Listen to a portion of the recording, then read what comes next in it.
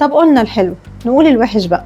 باختصار الفيلم مكتوب وحش، ما اتكتبش بضمير، اتسلق في الكتابة رغم ضخامة الإنتاج. فبانت الشخصيات كلها سطحية ملهاش جذور، فما تعرفش مثلا ليه أحمد عز دونا عن كل الضباط هو اللي بيعمل عملية كبيرة زي كده. ابن مين في مصر يعني؟ ايه مؤهلاته؟ كان من الضباط الأحرار مثلا؟ وليه كريم عبد العزيز بقى عضو في العصابة دي؟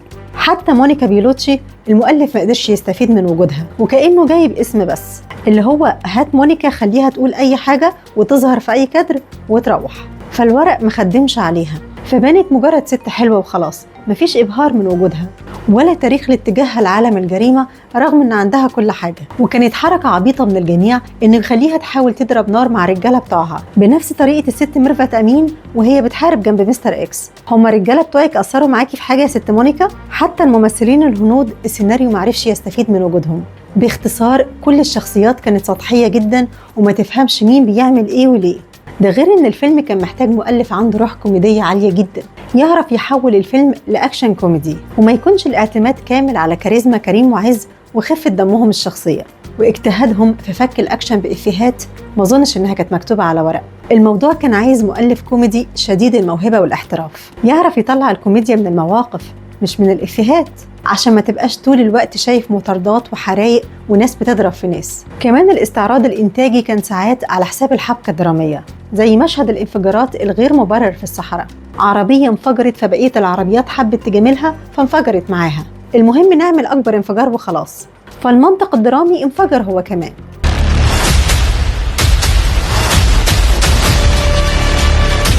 كمان وضع البنتين تارا عماد والبنت السعودية في جو انهم يضربوا افراد العصابة الدولية بجسمهم النحيف ده والحركات البدائية دي بان مضحك وعبيط جدا، وبانت العصابة عصابة هزء فعلا. بيفكروني بالست نادية الجندي وهي بتحارب الاعداء في مهمة في تل ابيب.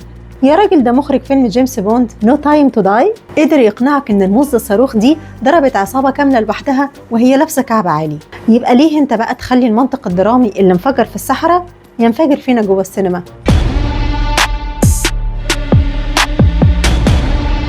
اما الاستاذ سيد رجب فتقريبا كده كانوا خاطفينه يمثل في الفيلم ده، فما كانش ليه مزاج يتكلم او يشارك في الحوار، تحسهم خاصمهم كده.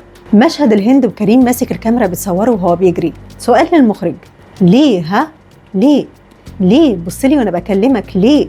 وكان سيء قوي الافراط في استخدام الكرتون. طالما انت قادر تصنع واقع احترافي بالشكل ده كان لازمته ايه الكرتون ده كله؟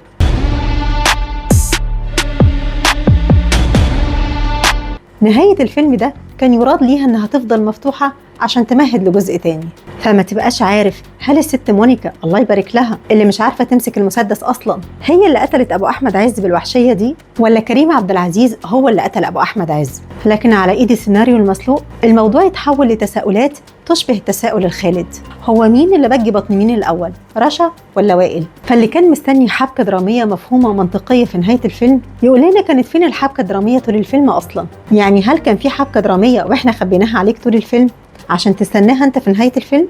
يبقى مستغرب ليه بقى؟ ها؟ وبعدين احنا لو عندنا حبكة مش هنستخسرها فيك بأمانة يعني. ثم انت جاي تتفرج ولا جاي تقرفنا؟